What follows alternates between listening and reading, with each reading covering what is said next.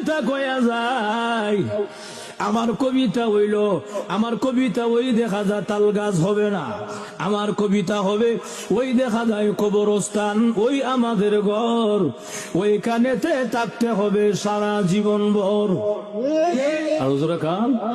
ওই দেখা যায় কবরস্থান, ওই আমাদের ঘর, ওইখানেতে থাকতে হবে সারা জীবন ভর। ও কবর তুই চাস কি?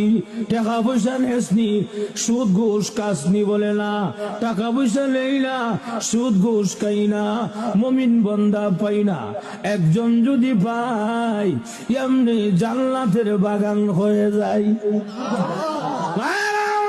এজন্য আল্লাহর রাসূল হাদিস শরীফে বলেন, আল কবর রাউযাতুম মিন রিয়াজিল জান্নাহ আও হুফরাতুম মিন হুফারিন নার।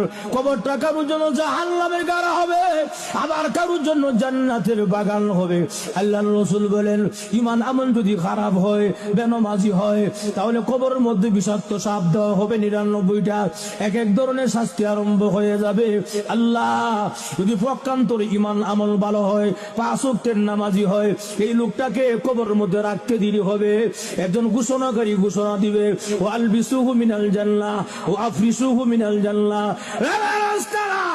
আমার বান্দাকে জান্নাতি পোশাকটা পরায়া দে, আমার বান্দাকে জান্নাতি বিছানা বিছায়া দে, এবং কবর থেকে একটা ছিদ্র কইরা দে, জানালা খুলা দে জান্নাত বরাবর, যেন আমার বান্দা কবরে ঘুমায়া ঘুমায়া জান্নাতের আরামায়েশ ভোগ করতে পারে।